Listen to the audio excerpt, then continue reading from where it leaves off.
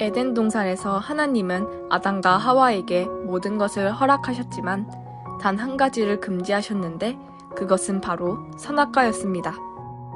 그러나 아담과 하와는 선악과를 따먹는 죄를 지어 에덴 동산에서 쫓겨나게 됩니다.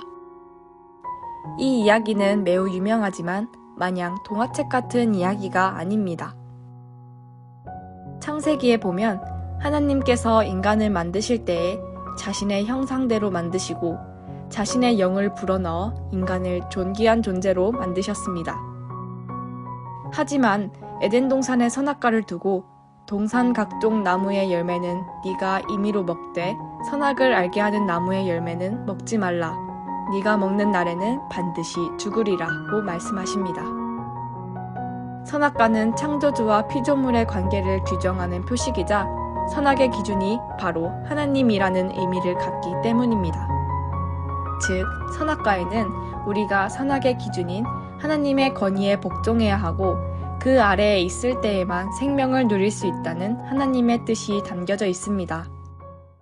그러나 아담과 하와가 뱀에게 미혹당해 선악과를 따먹게 된 이후부터 온 인류는 나 자신이 선과 악이 기준이 되고 하나님의 영을 받아 시작된 인생이 이제는 육체가 되어버리는 완악한 죄인의 삶이 시작됩니다. 선악과를 따먹은 인간은 그때부터 자신이 하나님의 자리에 앉게 됩니다. 내가 만물의 기준이 되고 내 생각이 기준이 되고 사실은 그것이 내 기준이 아니라 마귀가 주인된 삶을 살기 시작하게 됩니다.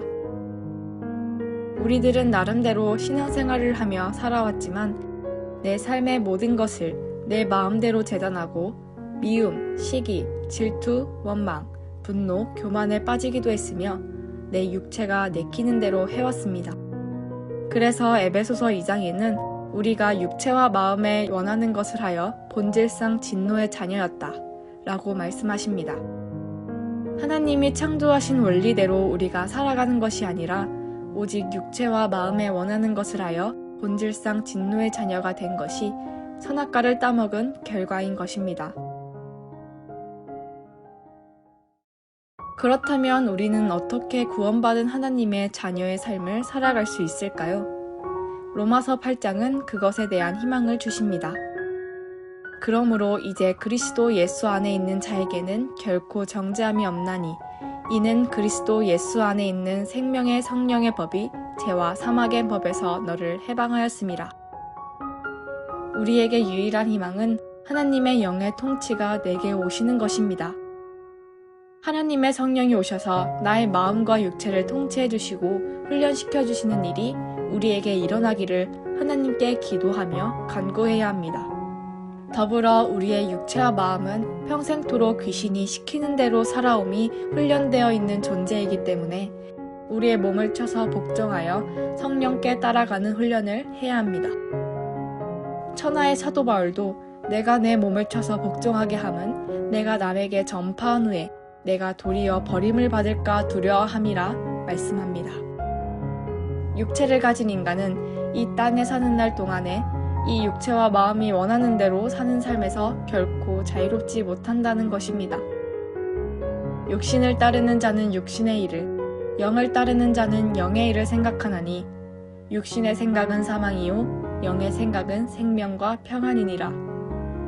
귀신은 끊임없이 우리의 육신을 부추깁니다. 내 삶의 주변을 맴돌며 내가 연약한 모든 영역들에 대해서 덫을 놓고 있습니다. 하나님 성령께서 통치하시지 않으면 언제나 다시 육신에 빠질 수밖에 없는 존재임을 기억해야 합니다. 따라서 우리는 매일 기도 속에 죄와 싸울 수 있도록 도와주심을 간구하며 마귀에게 길들여져 있는 마음과 육체가 하나님께 길들여지는 존재로 남은 생애를 살아가길 원해야 합니다. 하나님을 부르는 기도와 함께 육신의 죄와 싸우며 하나님께 복종하는 훈련을 같이 이루어 나간다면 우리는 선악과를 따먹은 죄인의 자리에 있지 아니하고 성령님을 모시고 이 영의 통치를 받는 하나님이 기뻐하시는 종으로 살게 될 것입니다.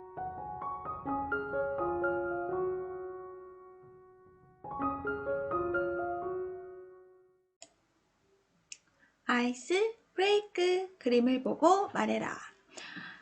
자, 우리 그림을 한번 보고 말해볼까요? 위 그림과 타락한 인간은 어떤 연관이 있을까요? 우리 자신의 생각을 나눠보세요 라고 되어 있네요. 자, 이 그림을 자세히 보니까 비석에 수세기 전 땡땡땡 왕이 살았노라 라고 되어 있네요. 이것을 보니까 선생님 생각에 이 건물은 왕이 살았던 곳, 아무래도 궁전 같아 보여요. 그리고 수세기 전 어떤 왕이 살았던 이 궁전은 지금의 모습이 아닌 굉장히 화려하고 웅장하고 아름다운 그런 모습이었겠죠? 그러나 시간이 지남에 따라 지금은 폐허나 다름없는 모습을 하고 있어요. 이 모습을 보면서 인간과 어떤 연관이 있을까요? 라고 질문이 나와 있는데 바로 인간의 모습도 이런 모습이 아닐까라는 생각이 들어요. 하나님이 맨 처음에 인간을 이렇게 예쁘게 창조하셨을 때에는 인간은 하나님의 형상대로 지음받은 아주 멋있는 존재였죠. 그런데 선악과를 따먹고 인간이 타락한 이후에 우리의 모습은 굉장히 다른 모습이에요. 부패한 모습이죠. 인간의 타락한 모습 이후에 그 말로는 바로 죄인된 삶을 살아가고 있는 거죠. 자, 이 그림에 대한 내용은 이후에 4번에 다시 한번 다뤄볼 거예요. 우리 그때 좀 더 심층 있게 이야기 나눠보도록 해요. 자, 2번이 아니고 다음 우리 소요리 문답을 같이 보도록 하겠습니다. 자, 선생님이 먼저 문제를 읽고 우리 친구들이 답을 하세요. 문 12. 하나님이 사람을 창조하시고 사람에게 특별히 섭리하신 것은 무엇입니까? 답 12. 하나님은 사람을 창조하신 후 사람과 언약을 맺어 완전한 순종을 하면 영생을 주고 선악과를 따먹지 말라는 명령에 불순종하면 죽음의 형벌을 주겠다고 말씀하셨습니다.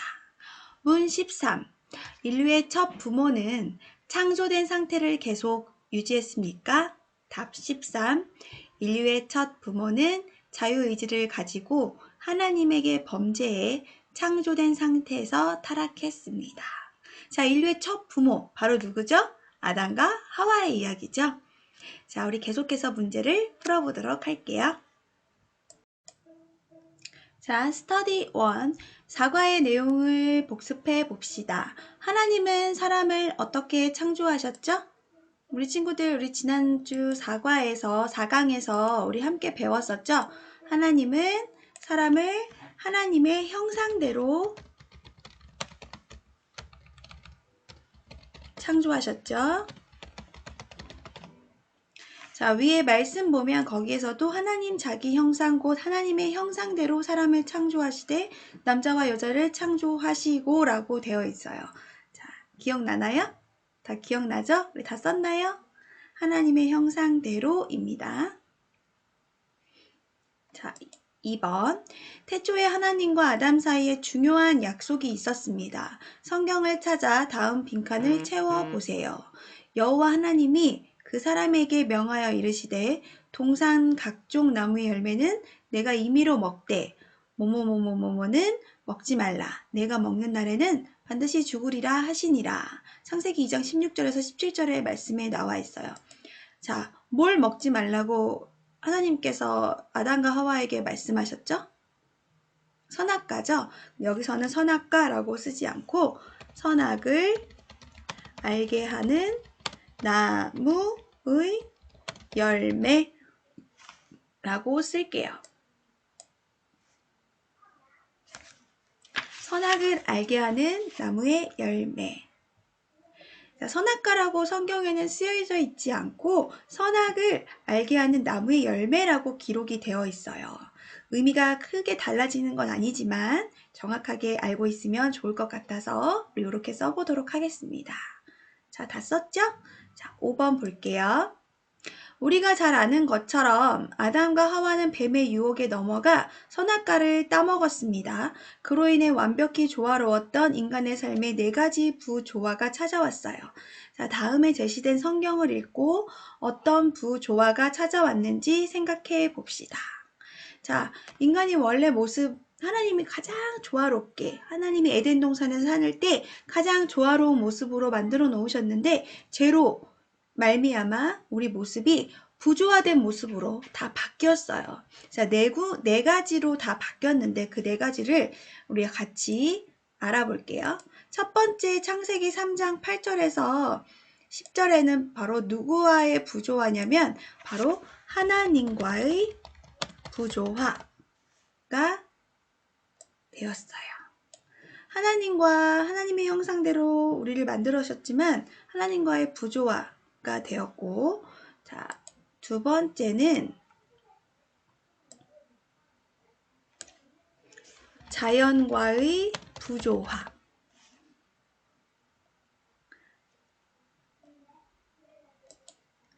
자연과 더불어 살았지만 자연과도 부조화된 모습을 띠게 됐죠.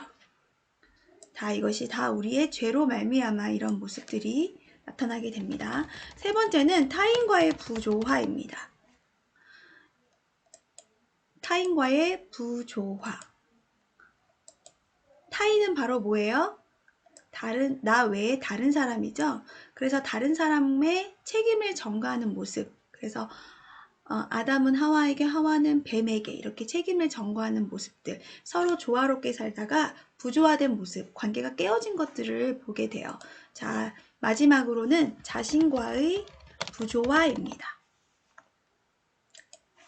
하나님의 형상대로 창조된 모습 그대로가 있었다면 우리는 참 아름다웠을 거예요. 우리의 성품이나 우리 모든 것이 다 아름답고 하나님과 조화로웠을 텐데 하나님과의 그 관계가 깨어져 하나님과 떨어지다 보니 하나님과의 부조화로 인해서 내 자신과도 부조화가 되었어요. 그래서 자신을 더 이상 사랑하는 모습이 아니라 자신을 부끄럽게 여기고 열등감에 가득한 모습들을 갖게 되었어요.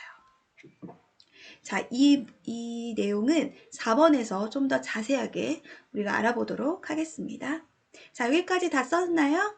시간이 조금 부족한 친구는 영상을 멈추고 마저 마무리하고 4번으로 넘어갈게요. 자, 4번 계속할게요. 다시 처음 질문으로 돌아갑시다. 폐허가 된 왕궁 그림과 타락한 인간은 어떤 연관이 있을까요? 대답 후 타락의 결과로 일어난 네 가지 부조화로 인해 인간의 삶에 나타난 증상을 다음 빈칸에 적어봅시다. 아까 3번에 계속되는 이야기예요. 부조화, 우리 네 가지에서 부조화가 일어났다고 했어요. 하나님, 자연, 타인, 자신. 요것을 쓰면 되거든요. 자, 여기 한번 써볼게요. 하나님, 계속. 자, 밑에는 바로 자연,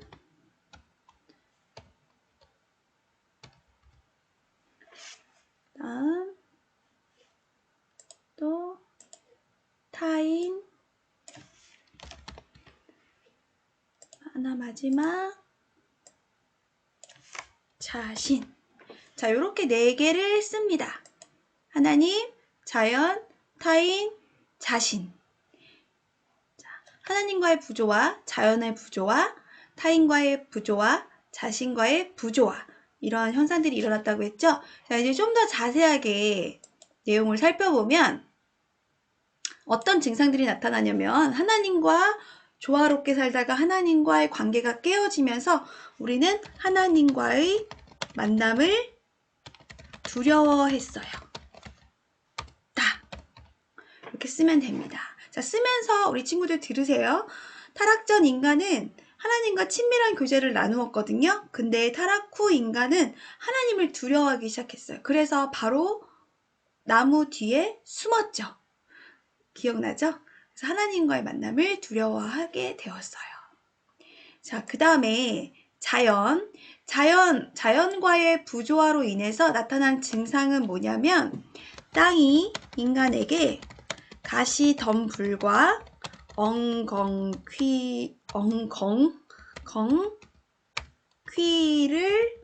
내게 되었다.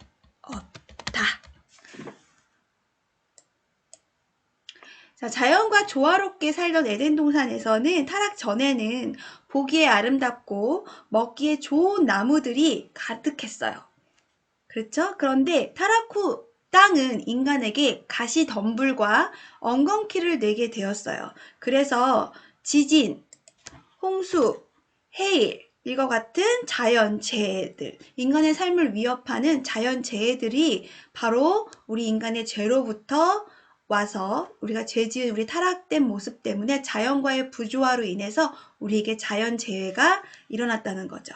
자, 우리의 죄 때문에 이런 것들이 일어났다는 것 기억하고 다음 또 볼게요. 타인. 자, 타인과의 부조화로 인해서 우리가 어떤 현상들이 나타나냐면 자신의 잘못을 인정하기보다는 책임을 전가한다. 뭐, 이 정도로 쓰면 좋을 것 같아요. 자신의 잘못을 인정하기보다는 책임을 전가하는 모습이에요. 자, 어떻게 했냐면 타락전 아담이 하와를 봤을 때 이는 내 뼈 중에 뼈요 살 중에 살이라 라고 고백했을 정도로 서로에게 굉장히 조화로운 모습을 가졌죠. 관계가 굉장히 좋았어요. 그러나 타락 후에 아담은 범죄한 이유가 바로 저 하와 때문입니다. 또 하와는 뱀 때문이에요. 라고 말했어요. 학생들에게가 아니고 우리 친구들은 미워하는 혹시 친구들이 있나요? 쟤 때문에 나에게 이런 일이 일어났어. 자, 이런 모습들 선생님도 가끔씩 그러거든요.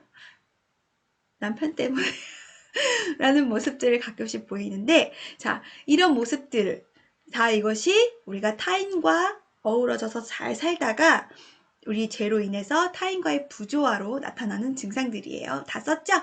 자, 그 다음 자신과의 부조화 나타난 증상들은 뭐가 있을까? 우리 보면 자기 자신을 부끄러워했다. 아이고. 인간은 하나님의 형상대로 창조된 존재잖아요. 그래서 너무너무 귀하고 존귀하고 또 아름다웠어요. 그런데 타락 후 인간은 자신의 모습을 부끄러워하기 시작하죠. 그래서 숨죠. 우리 친구들도 열등감 혹시 들어본 적 있나요? 인간의 창조된 처음 모습엔 열등감이라고는 볼 수도 없을 정도로 정말 완벽하게 아름답고 귀했어요. 하지만 우리가 타락한 이후에는 자꾸 자신을 부끄러워하면서 자신의 단점들을 보게 되고 또 스스로 부끄러운 모습들 때문에 열등감이 생기게 되죠. 자, 이 모습들이 다 우리의 죄로 인한 것들이에요.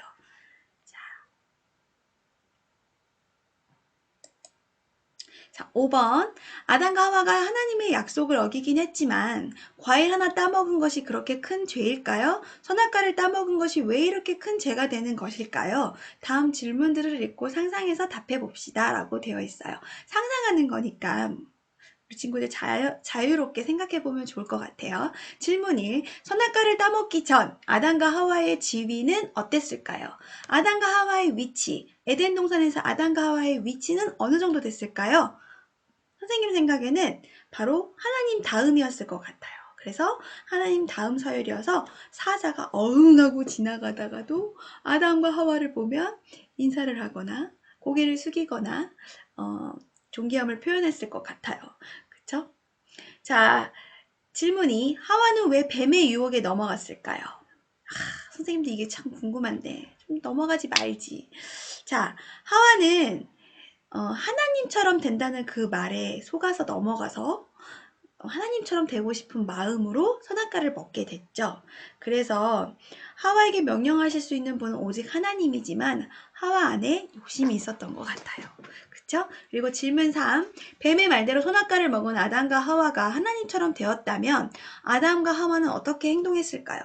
바로 하나님처럼 됐으니까, 하나님과 힘과 능력이 다 생겼으니까 누구에게 찾아갔겠어요? 하나님에게 찾아갔겠죠. 하나님을 대항했겠죠? 그쵸?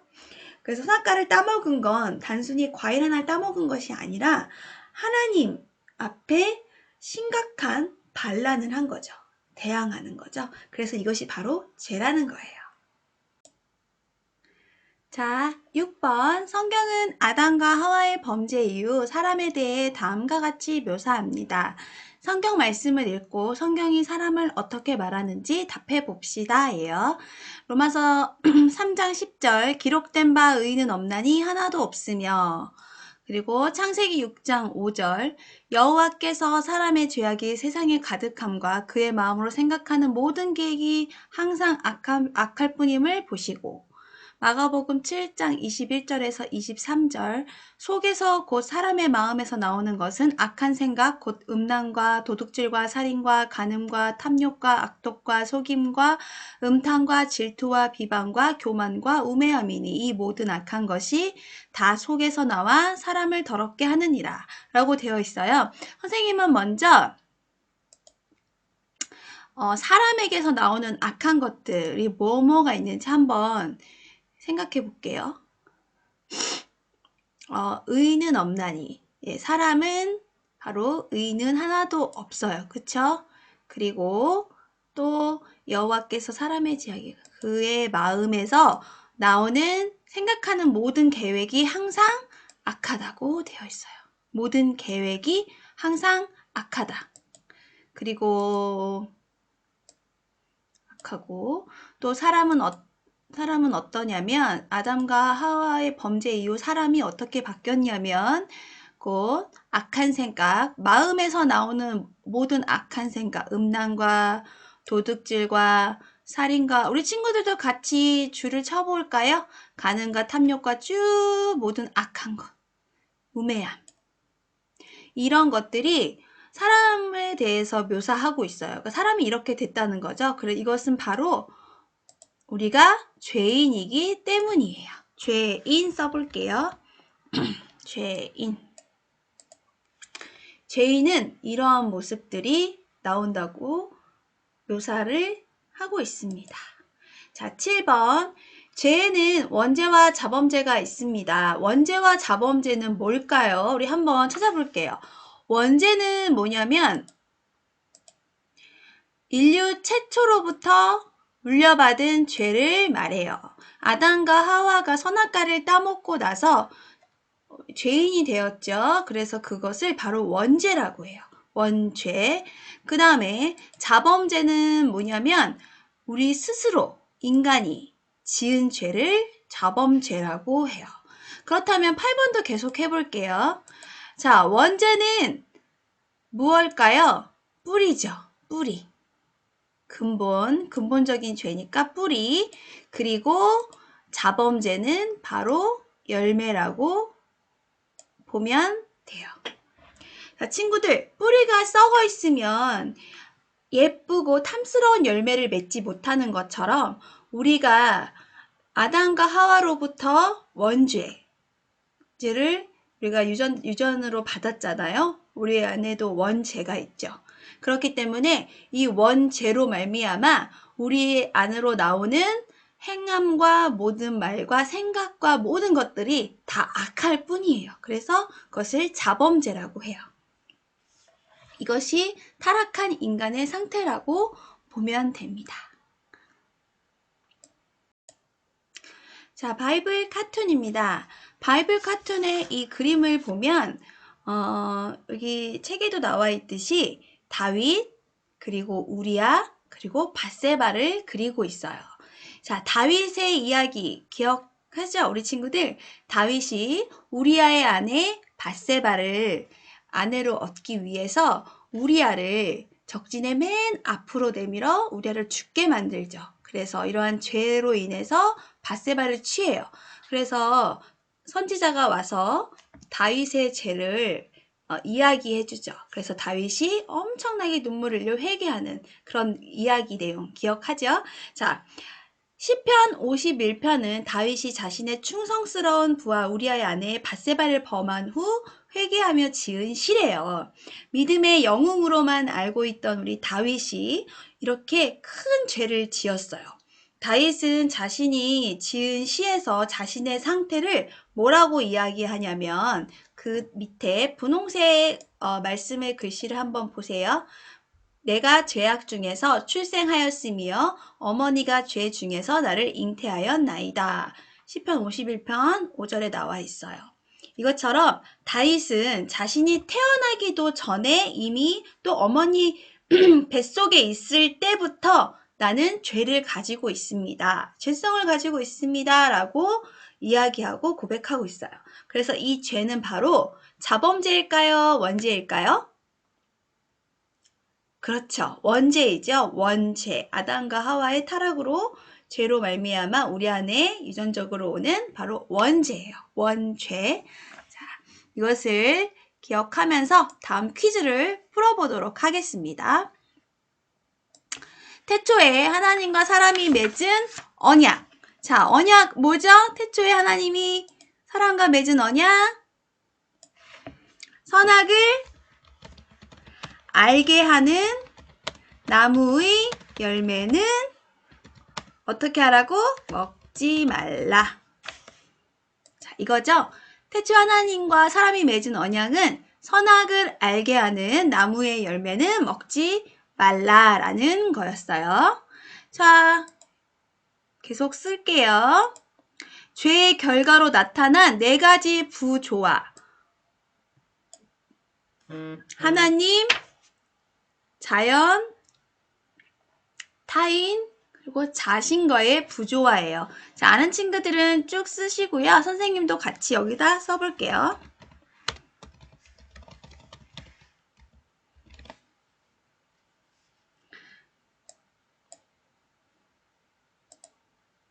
하나님과의 부조화, 그 다음 자연과의 부조화, 세 번째 타인과의 부조화, 마지막 네 번째는 자신과의 부조화입니다. 이렇게 4가지를 쓰면 돼요. 하나님과의 부조화, 자연과의 부조화, 타인과의 부조화, 자신과의 부조화. 여기까지 다 썼죠? 자, 3번. 다음 말씀의 빈칸을 채워보세요. 기록된 바 뭐뭐는 없나니 라고 되어 있죠. 의인은 없나니 하나도 없으며 라고 로마서 3장 10절에 나와 있어요. 자, 4번. 스스로 지은 죄를 아까 뭐라고 했죠? 자범죄. 그리고 자범죄는 뿌리일까요? 열매일까요? 아까 뭐라고 했어요? 그렇죠. 열매죠. 자, 이렇게 쓰면 될 것 같고요.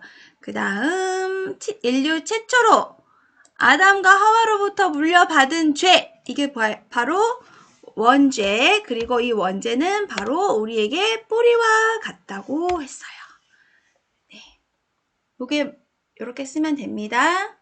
자, 시편 51편 5절의 구체적인 의미. 아까 다윗이 고백했던 말인데요. 이것은 뭐냐면 아까 다윗은 자신은 어머니 태중에서부터 이미 죄인이라고 얘기했어요. 그래서 이것은 바로 뭐냐면 나는 원죄를 갖고 태어났다라는 의미를 갖고 있어요.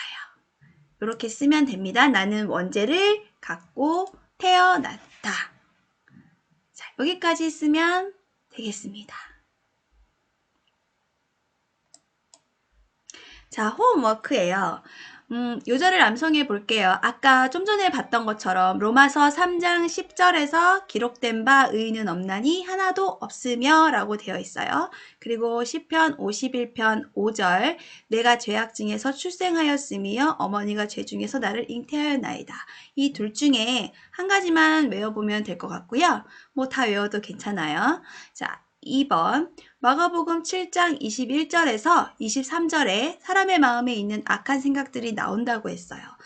그러면 나는 과연 어떤 악한 생각들을 할까 한번 우리 생각해 봐요. 그리고 이것들을 하지 않으려면 내가 어떠한 노력을 해야 할지 우리 고민해서 그것들을 없애기 위해, 하지 않기 위해서 경건 훈련 점검표의 말씀과 기도로 우리가 무장하는 한 주를 가지면 참 좋겠습니다. 자, 이렇게 해서 소율이 5강은 끝났습니다. 이제 우리 강에서 다시 만나요. 수고하셨어요.